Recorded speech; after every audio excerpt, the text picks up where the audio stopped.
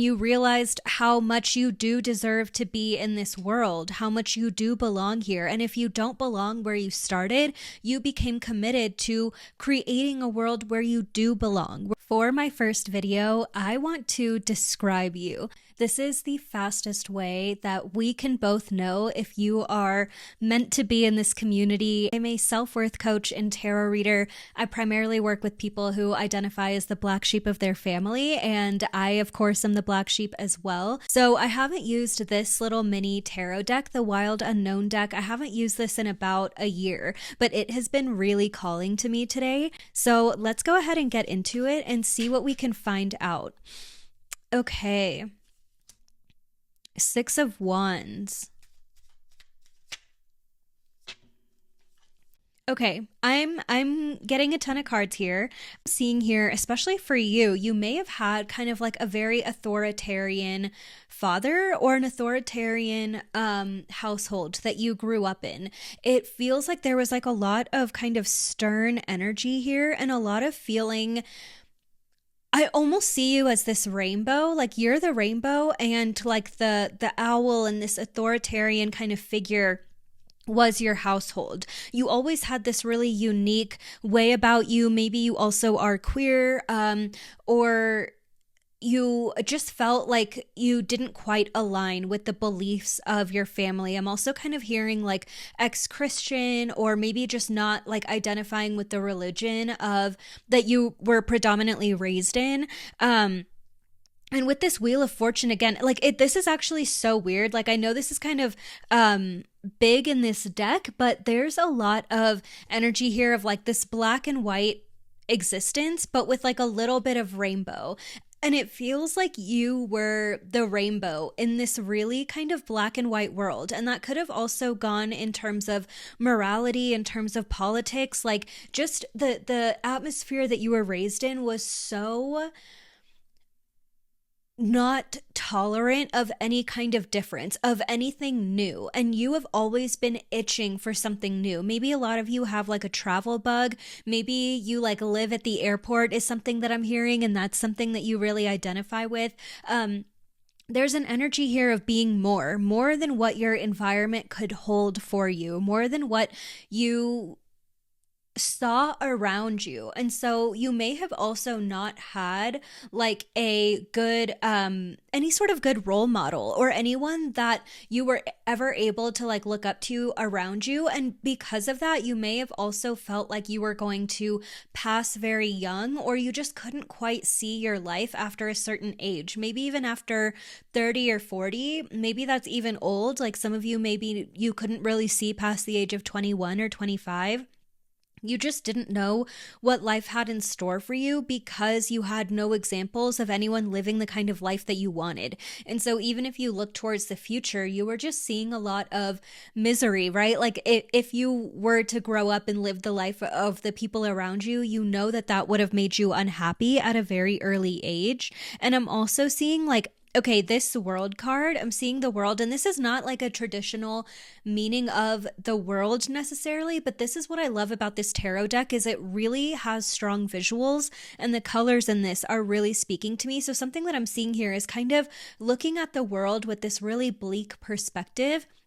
And maybe part of you always kind of trusted that there was more out there, that you knew that there was more, but like you just saw everything from a place of almost disgust or contempt. Like you did not like what you were seeing when you were growing up, and a part of that kind of damaged you and kind of numbed you. Maybe for a lot of you there was like a really, sorry about that, had to adjust the mic. Maybe for a lot of you there was like a really dramatic or rebellious teenagehood. Like you really started to act out when you were a young adult or when you were a teenager because you just didn't feel like good was around you. And there was like a real lack of belief in the world, in any sort of like positivity for a short period of time. Maybe you even went from like being raised in this religious household to like completely giving that up and being like a strong atheist or something, like really prioritizing science and logic, really putting all of those things almost on a pedestal, but also kind of like this idea of like nihilism or like this feeling that things just sucked. And sometimes that made you a kinder person because you were like, well, things just suck. Like, I'm going to do what I can to make the world a better place. But for a period of time, you also kind of were like, I'm going to party. I'm not going to listen to anyone. I'm not going to be accountable for anything. Like, there's kind of like an oscillation here, like a balance that you had to strike. And maybe for a period of time, there was like major extremism here, right? Like, really kind of going off the deep end, being wild, like doing all these things that you know aren't good for you, but not caring. Like you did not give an F at all. But then there was like a sense of like, okay, wait, like I do care at least about the people around me, or I do love myself, right? Like actually that I feel like that was the tipping point, is self-love, having an ability to reconnect with yourself and choose the fact that you do mean something. Choose the fact that you can carve out the life that you want amidst the darkness that you see. And a big part of that, like I said, you already kind of had a reckoning where you knew that you didn't believe what you saw around you, but you also had like a reckoning of sorts when it came to carving that life out for yourself. There was a certain point where you were determined to carve out the life that you wanted. Like even this card right here in the Wheel of Fortune, there is like such a vastness, but and this kind of like thread of this rainbow is weaved throughout this. And so what I'm seeing is like you felt like in this world you have to make your mark. And I'm really getting like a heavy LGBTQ kind of vibe here. I'm part of that community as well, so you're welcome here. But there's something here about like you deciding, you making a decision that this life is going to be for you. And if I'm looking around or if I'm looking off, like that just helps me connect to what I'm seeing, what I'm feeling, what I'm hearing. So it's kind of like a form of concentration for me. So if I'm looking away, like that's what I'm looking at. I'm just trying to like kind of go into my mind a little more. With this Judgment card as well, and actually with this Four of Cups, these two are coming up together for me, and I'm seeing this is the Four of Cups, and it does kind of have a sadness here to it. And the Four of Cups can often be a sign of tenderness or just a reminder that we are able to be tender with ourselves. And like I said, self-love feels like it was the tipping point here. There was a certain point where you were harming yourself, or you were just like just not making good decisions, right? Whether that's financially, whether that's in terms of health or in terms of the relationships you had around you, or just not looking at anything with any form of longevity. And because you weren't looking at it with like, well, what's this going to mean for me? What are the consequences of these actions? You really kind of came from it from a perspective of, I'm going to make myself happy now, but that is constantly coming with this feeling of putting off what I know is going to come to me later, putting off the consequences. And because of that, it came to a certain point where you had to face, like with this Judgment card, the Judgment speaks of awakening, and look at all these birds kind of coming up and coming into the light, like coming out of the darkness. You had to realize that like you were only hurting yourself, right? And you realized how much you do deserve to be in this world, how much you do belong here. And if you don't belong where you started, you became committed to creating a world where you do belong, where you do feel like you are deeply connected to yourself, to your community. But there was a big time period here of isolation, and I'm hearing that you are now on the other side of that. But that time period was such a big part of not just your awakening, but it was a big part of you becoming who you are now. It's almost like for a lot of people, life is more fluid, but for you, it feels like there were multiple kind of stop and start points. And you almost see your life and who you are now as like your life after this moment of like, I just keep hearing a reckoning. But there was something where you really had to face yourself. Maybe it was a rock bottom moment for a lot of you, where you're just like, things are hitting the fan and there is no way out but to face it. And everything that you had been putting off kind of came at you at once. And you realize, like, I love myself too much to let myself drown. Like, you had been putting the worst part of yourself on the table. and you had been showing up with kind of the worst part of yourself for a long time. And so finally, that came to you in this kind of wrecking ball moment where you were like, you know what? I have to do something else because the only person I'm hurting here is myself. And I love myself and I'm too determined enough within myself to keep going down this path. And I'm hearing sobriety. For some of you, it may have been a sobriety journey. For others, you may have just been cutting back or erring more on the side of moderation, or just cutting off like a lot of the people in your life at the time, a lot of the friends that you had, a lot of the environments that you were in. You had to kind of let those go in order to let your new self be birthed, right? But I'm seeing this here, and this is telling me that maybe someone came into your life, maybe a group of friends came into your life, maybe it's just this idea of like guardian angels. 3 birds is actually my sign from the universe. When I see 3 birds in real life, I know that that's an acknowledgement from the universe or a sign of something that I'm thinking about. And so this 3 birds also kind of to me represents spirituality, but also it could just represent, I mean, the 3 of Cups is very much a community card, a card of celebration, a card of connection. And so, and the fact that there's, you know, all this color in this card, with all of these cards being very much in the darkness, being very much like, you know, this feeling of disconnect, of loss. And the idea here too is like the moment with the 4 of Cups and the Judgment card, the fact that there is no rainbow, there's no color in these cards at all.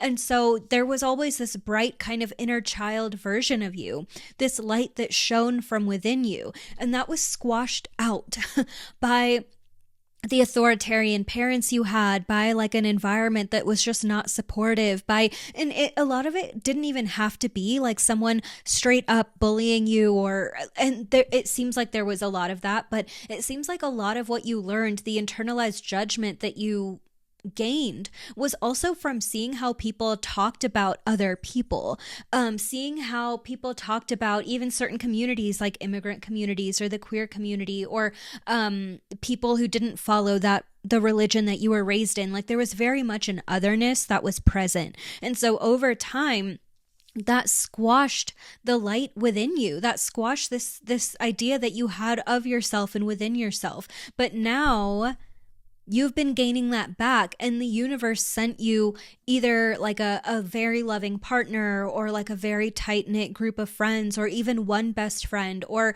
if you really did feel completely alone, you started getting signs from the universe. Maybe you started waking up spiritually through your guides, through like this connection. It was 1333 when I just looked down, and yesterday was March 13th, so 313. So that those signs could be relevant for you as well.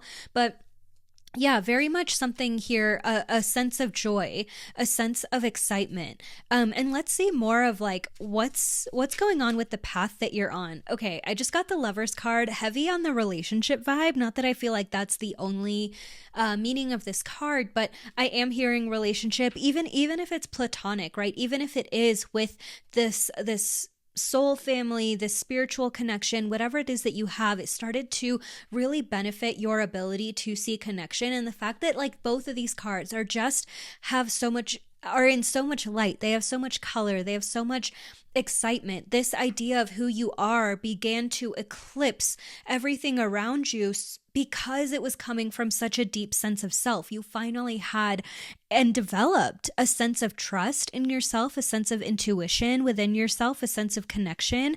But the Lovers here, to me, even more so than like an outside relationship, often represents this idea. And I think these are geese on the card. I literally looked up when I was driving away from the grocery store today, and a solitary goose was just flying right over my car, and I was like taking a special time. It happened right as I was stopped at a stop sign, so I was looking at it for a second, and just the shape of its body and like how kind of small its legs are. I don't know why that stuck out to me, but the fact that there's geese here also just feels like another synchronicity. Maybe look up the spiritual meaning of a goose. Maybe that is something that will resonate with you at this time. Just do it if it resonates. But with the Lovers card, this is also about embracing your shadow, right? Embracing your shadow side. And Okay, this is kind of taking me in a different direction, but it's taking me also to a personal anecdote. So I'm going to share that for a minute. When I went through my kind of dark night of the soul and I went through my spiritual awakening, I had also hit rock bottom, and I had kind of a series of like a very bumpy road and then a rock bottom, and then I was like, okay, I have got to do something about this. And one of the things that I realized after being in my healing journey was that in my kind of dark night of the soul, I cut out so many of my bad habits, right? Including like not really drinking at all and, separating myself from a lot of like the parties and environments and friends that I had at the time. But something that was like a really big part of me at the time was dancing and just loving music and going to concerts all the time and just like having such a love for that, right? And during this time of isolating myself from those friends and kind of creating like a protective shell around myself, I had lost the ability to like I wasn't going to concerts anymore. I wasn't even really listening to music. I started listening to podcasts and reading books more and just not like I had like a complete disconnect from music in my life. I wasn't experiencing live music. I wasn't dancing at all. And I also grew up being a dancer. And so all of these things and all of these personalities that I had, especially like this wild child version of me, stopped dancing and stopped doing all these things. And years into my healing journey, I also realized like dancing can be so healing, movement is so healing. Connecting to music and letting that be a part of my life and a part of my healing was so important to me. And so this idea of kind of like everything that you were when you were this wild, rebellious self, or even a lot of the things that you cut out, you can now bring back in, or maybe you already have brought back into your life in a healthy way. It's not all good or bad. There were parts of you that when you were this kind of bad, like wild person, that very much still had good within them, that very much had ideas of how to heal themselves. They just took things too far and to too extreme of a level. But it's the same thing with you right now. You know how to heal and how to take care of yourself. And there's kind of like an ability now, a strength within you that will allow you to go back to these things without taking it too far, without letting yourself kind of go off the deep end again. And it's so interesting. I'm not describing myself or my journey at all, but so much of this is also something I can relate to, which I just find is very common with the community that I've always cultivated online. Like, we've always just had so many of the same intersectionalities or just a similar life story, and that's why we connect. This Four of Pentacles here, there's a lot happening with finances, and there's been a big journey with finances and this idea of safety and allowing yourself to feel safe, maybe very much like an idea of splurging or okay, with the Two of Swords coming out as well, this is telling me that there was very much a reluctance to look at finances and to take finances seriously. I'm seeing two halves in this collective. One half of you was so set on creating financial abundance for yourself that you overworked yourself, you burned out, you stopped prioritizing yourself, you would sacrifice yourself for money or for opportunities or for other people, that may have even caused health issues. And for the other half, I'm almost seeing like an overextension of credit card debt, of really kind of letting yourself get overwhelmed by finances, or again, like the consequences, right? The part of yourself that was acting out and not thinking about the consequences that you would face later. I'm seeing that for a lot of you, that came out in the world of finances for you. Interesting. Okay, I got the Ace of Cups and the Star card. These are so just bright and just kind of juicy and beautiful cards in this deck here. Okay, let me show you one at a time. This is the Star card here. So very much this idea of just kind of this glossy like joy. It looks better in person than I think the lighting is letting it look on the screen. And then the Ace of Cups here as well, and both of them came out upright. And so again, this brightness, this ability to take care of yourself. And I'm kind of seeing with this like yellow orange above the cup and then the blue surrounding the cup. And even the flame, right? The fact that stars are like flames, like burning gases in the sky. There was a fire lit within you. To love yourself so furiously. And this is what I'm hearing. This is the stage that you're in now. Okay, this is where you are now. You are in a stage of learning how to love yourself so fiercely. And this also, like, this card is really helping me see kind of this financial connection, even with the colors here, this two of swords that has kind of this like orange ring around it, right? And that's the only color we see. And then the orange and yellow again above this cup. There was a moment where you had to call yourself really back in, and you are getting serious about your finances, and about your financial future here.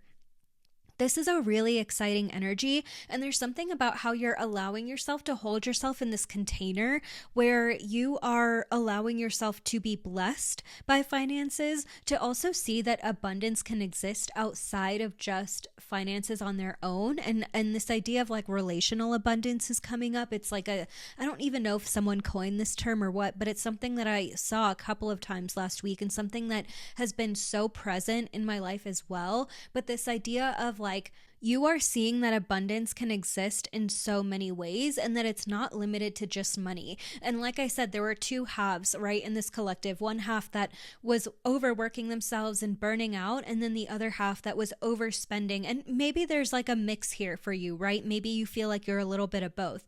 But both of these things are being called back into connection, and into this idea of like, I see my health as abundance. I see my community as abundance. I see resources around me as abundance. I see my love for myself as abundance. And I see my ability to exercise discipline and control financially over myself as abundance, and as something that is a privilege to do. And so even if like, this doesn't even have to be about you like making thousands and thousands, or tens of thousands of dollars a month, or millions of dollars a year. Like, you've kind of detached from that being the only idea of abundance that you're willing to recognize.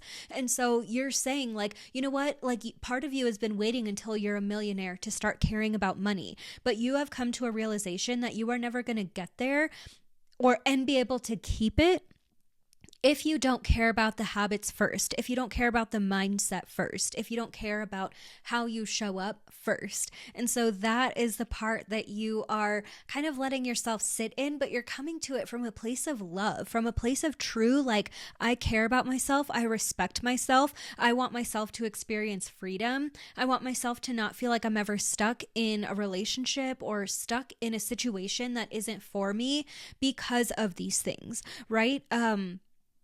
And then also, like with the star card, you are feeling deeply connected to your purpose. Maybe for a lot of you, like, you are a creative. I'm going to pull a couple last cards from this deck here. Maybe for a lot of you, you are creative, an entrepreneur.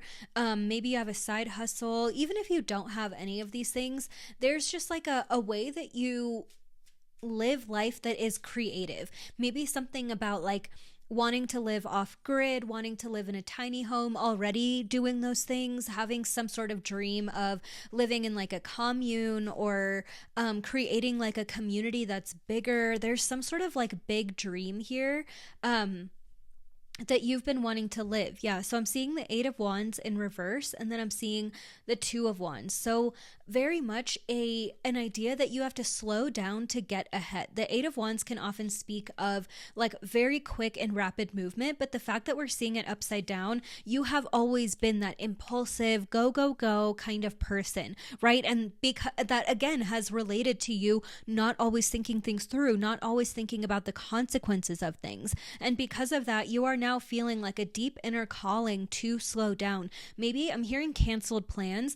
Maybe for a lot of you, you keep getting plans canceled. You keep wanting to run around and do all these other things. And the universe is continually sending you signs to slow down. And it actually feels kind of good. Like maybe at first you're bummed that you missed an opportunity or that you weren't able to do something.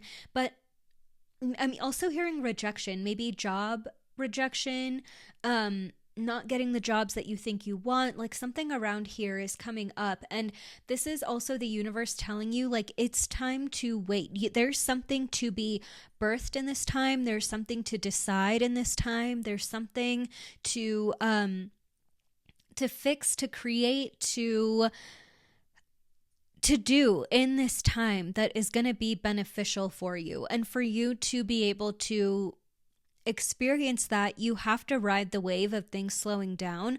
Otherwise, you're going to keep pushing for this quickness, this impulsivity, and you're going to keep getting pushed back from the universe. And because of that push and pull, you're also not going to learn the lessons that you need that will actually catapult you into the future that you want to see. So a big message here for you is to slow down. I always like giving action steps or things to think about or takeaways in my reading and in my readings. And a big one here is for you to truly slow down, to kind of call yourself back into your power. Your power exists in the present moment, and it also exists in this ability to not just think things through, but again, like there's a disconnect from thinking about how things will. Okay, there's a disconnect in thinking about how things will result and using that as a reason to make your decisions now, while balancing the fact that there are consequences of your actions. So what I'm kind of seeing here is this idea of like, you have this creative idea, you have this creative project. I'm also kind of hearing musician, artist. Maybe you are taking the example of being a musician, right? Maybe you want to be a musician and you've wanted that for a long time. You're talented, you've put a lot of work and time and energy into this, but something just continues to not work out. And also there is an idea here of you wanting to be in that career path, do those things because there was a connection to making a lot of money, seeing yourself making a lot of money doing this in the future, or also like getting a lot of recognition, a lot of fame from it. And there's a disconnect now from saying, I want to do my art because it is inherent to me, it is a part of me, it is what I want to create, and loosening the boundaries on what that art is, what it can look like, what it means, who it has to be done with, so that you can actually allow space to breathe, space to slow down, space to get ideas from the universe, from your surroundings, from your environment, and to then weave that into a slower progression of what it is that you want to create. But as you take that time to slow down, you are actually catapulting your future. You are like, I hate this saying, but like the idea of collapsing timelines, right? The fact that you can slow down to speed up and make some sort of art that is so focused on what you want to say, on who you are, on how you care to express yourself to the world and the kinds of emotions and feelings that you want to share, that is going to resonate with people on a much larger scale than pushing. And you're almost going to be surprised by it because it's like Brat, right? Like Brat and Charlie XCX and how she was like, I'm done trying to be a pop star. I'm done trying to do all these things. Like, I'm just making music for myself. And look at what happened with Brat, right? Like, it was huge. And it was because she stopped focusing on what the outside wants to see.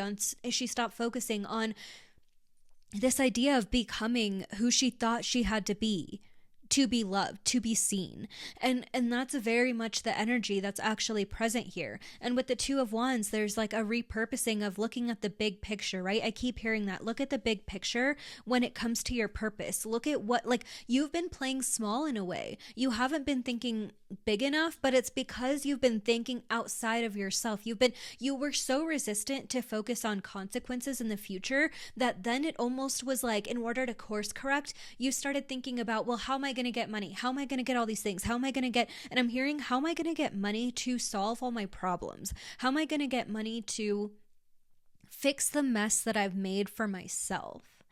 And that has also put you in not the best relationship with money, because money is a tool and money likes to be circulated and used, but also like anything, you don't want to be around a person just because they can solve all your problems. Like, that's an ungrateful energy to have towards anything.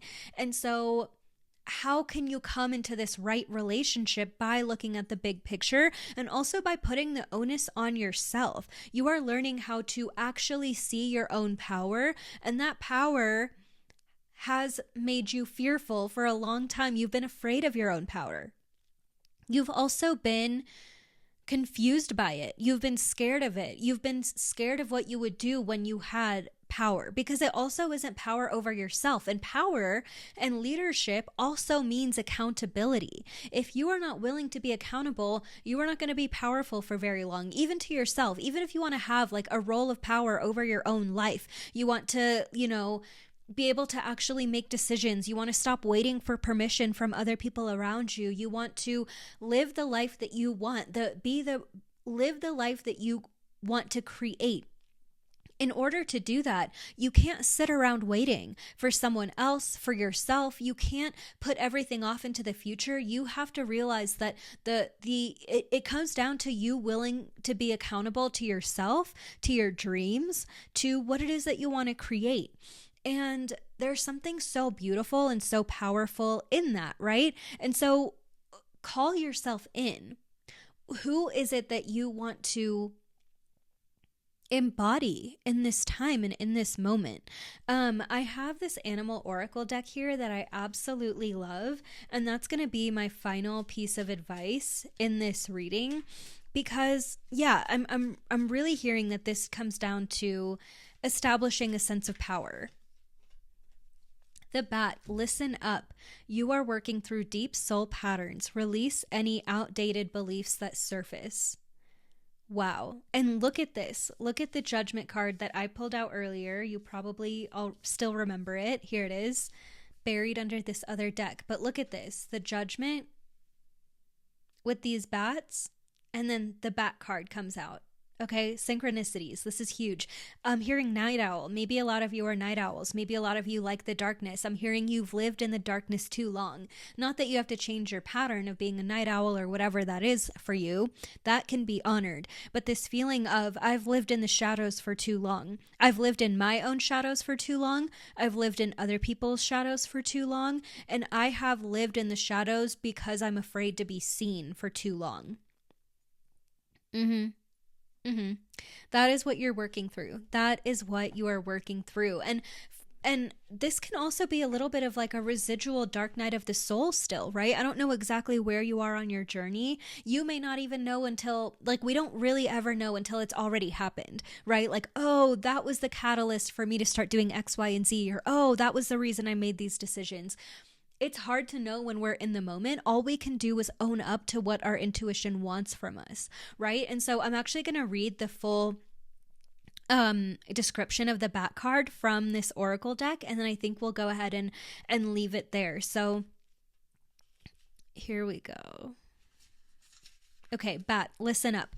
The element is air. The meaning is that you are working through a deep, oh my God, it just fell to the ground, and I'm going to leave it there. Otherwise, I'm going to knock my whole setup over.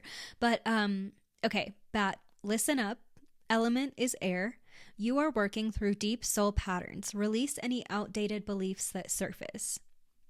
The bat is the guardian of the night and symbolizes rebirth to many. He flies in to let you know that change is coming. Fast-moving change that some could interpret as rebirth. Your higher self will come knocking, so be ready to answer the call. It could be change in any aspect of your life, but it's the change that you have needed and maybe have been asking the universe for some time. Bats use vibrational sound to communicate. Work on the ways that you give and receive communication. Make sure that you are clear and concise with what you would like in a gentle way. Speak from the heart and have confidence in your voice. And there are some crystal companions. I'm not a huge crystal person, but if you're into them, I'm going to read them out. If you have them or you want to acquire them, this may be a great energy for you to kind of call in. So the crystal companions are black moonstone, tourmalated quartz, and obsidian. So these are beautiful energies. Again, this darkness, this ability to sit in there, but also harness your light. Like, I'm hearing you've been looking for the light in the tunnel for so long, and the light is you. Wow, that was a beautiful quote. That literally just came channeling through. So Spirit is being so clear. You are the light in the tunnel. And this is the 9 year, 2025 adds up to 9 in numerology. That's the year of, closings. But in tarot, that also coincides with the Hermit card. And the Hermit card is just a man in a hood holding up a lamp, right? And he's by himself and he's lighting his own path. And so that's really where you are right now. You're lighting your own path. You are your own light. You are in a deep sense of connection and communication with your intuition. And this is such a beautiful energy. And also, know that sometimes the pain that you're feeling, the frustration, the confusion, the should I stay, should I go, is this person right for me, is this job right for me, is this career right for me, am I talented, like all these questions, do your best to release the shame around these questions that you might be feeling. Because that shame, that frustration is a part of making sure it's the process in making sure that you are aligning to your happiest timeline, or the questions that you need to ask to make sure that I'm looking at these at these birds that just landed in the tree outside of my window. They're just like flying and like buzzing all around, and they're so beautiful, and they just came flying in. But you are aligning with what it takes, what your happiness is, what you are meant to do with your purpose. And that isn't always easy, but it comes with painful questions. You have to ask yourself painful questions to get to the answer. And that answer is going to guide you to what is going to make you happiest and what is going to allow you and help you to fulfill your purpose. So that is so beautiful. That's where I'm going to leave this. This bat card did talk about connecting with your higher self. So if you're interested in learning how to do a channeled writing exercise where you can connect to your higher self, I recorded a 12-minute podcast episode that walks you through how to do a channeled writing exercise and allow your higher self to speak to you. This has been literally a fundamental, incredible exercise in my life. I have learned so much from my future self and from my higher self by writing what they need to say and then reading it back later. And I am shocked at what they have told me.